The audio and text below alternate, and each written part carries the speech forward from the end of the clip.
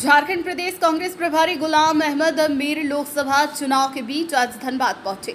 गोड्डा जाने के क्रम में उन्होंने धनबाद में मीडिया से बात करते हुए कहा कि झारखंड में इंडिया गठबंधन सबसे बेहतर प्रदर्शन करने जा रही है। पहले चरण में जिस प्रकार से संगठन ने काम किया है, आज दूसरे चरण के हो रहे मतदान में भी 3 सीट पर इंडिया गठबंधन जीत दर्ज करेगी। उन्होंने कहा कि धनबाद लोकसभा में हमारी मजबूत स्थिति है, ऐसे में सीट पर हमारी जीत निश्चित है। मीर ने कहा कि जनता जानती है कि कैसे झारखंड में स्थापित सरकार को गिराने की कोशिश की गई, कैसे एक सीएम को रिजाइन करना पड़ा। वहीं एक सवाल के जवाब में मीर ने कहा कि इस बार जनता का रुझान एक तरफा है। जागरूक जनता के दबाव में इस बार ईवीएम से कोई छेड़छाड़ नहीं कर सकता है। झारखंड के लिए दूसरा फेज है, देश का 5वां फेज है। तो अभी जब तक सारी सीटें नहीं होंगी तो हम तो दूसरों की तरह फिगर नहीं बोलेंगे, मगर हमें इस बात का भरोसा है कि इस बार झारखंड वासी एक हिस्टोरिक जीत इंडिया गठबंधन के नाम से देंगे, क्योंकि झारखंड के साथ कुछ ज्यादतियां भी हुई। झारखंड में एक इलेक्टेड सरकार को टॉपल करने की कई कोशिशें की गई, और जिसमें एक रिसेंट पास में कोशिश की गई जब यहाँ के चीफ मिनिस्टर को इस्तीफा देना पड़ा, और वो पॉलिटिकली मोटिवेटेड और एक बाज़ाब्ता इलेक्शन शेड्यूल को देख करके जिस तरह का सरकार गिराने की कोशिश की गई और जिस तरह से उनको बंद किया गया, उसका हिसाब किताब, जैसे यहाँ नारा चल रहा है ना, जेल का ताला टूटेगा और हेमंत सोरेन छूटेगा, तो ये एक अक्रॉस जज्बा है।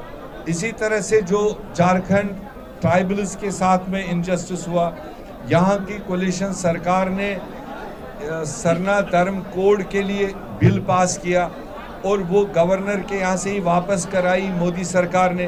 वो नहीं चाहे कि इनको वो हक मिले, तो उसकी कमिटमेंट हमने इंडिया गठबंधन ने दी है कि जैसे हमारी सरकार बनेगी हम सरना धर्म कोड को यहाँ पर लागू करने का अहकामात करेंगे।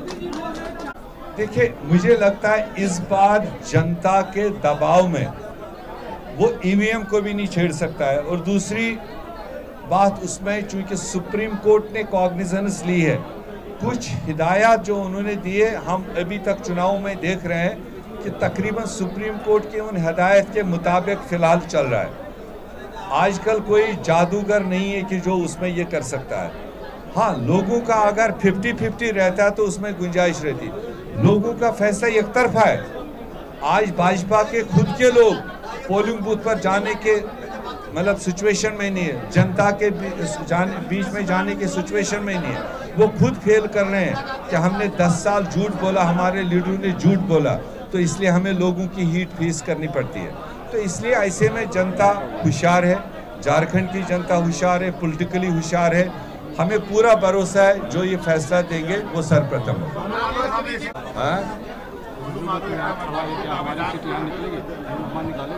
नहीं, 100%, क्योंकि जिनका नाम आपने लिया मैं लेना नहीं चाहता हूँ, उनके सारे कर्म तो धनबाद वाले जानते हैं, मेरे से ज़्यादा जानते हैं। वो जहाँ भी रहा होगा, मगर धनबाद की नुमाइंदगी करने के हिसाब से नहीं है। वो आप जोश से ही देख रहे हैं, इनके नज़रों से उसको रिजेक्ट कर चुके हैं। तो जब वर्कर में, काडर में इतना जोश है तो डेफिनेटली हम पॉजिटिव रिजल्ट की उम्मीद रखते हैं।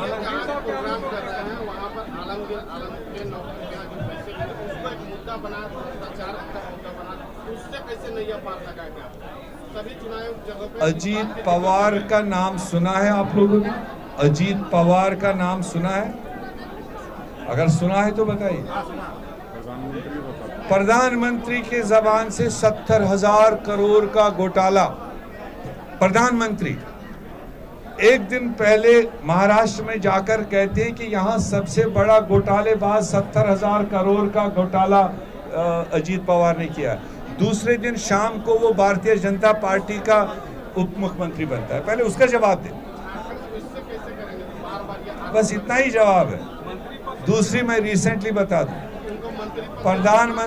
प्रधानमंत्री जी ने खुद कहा अभी 5 दिन पहले, अडानी टेम्पू में पैसा लेकर किसी के यहाँ उसने देखा, प्रधानमंत्री ने देखा। तो पहले तो हम चाहेंगे प्रधानमंत्री जी, अगर आपने देखा टेम्पो में अडानी पैसा लेकर जा रहा है, तो पहले आप पर इन्वेस्टिगेशन होनी चाहिए, ईडी को उनको पर केस करना चाहिए, उनको पूछना चाहिए था। आलम बहुत सीनियर साथी है, वो सही टाइम पर सही फैसला लेंगे, ये है।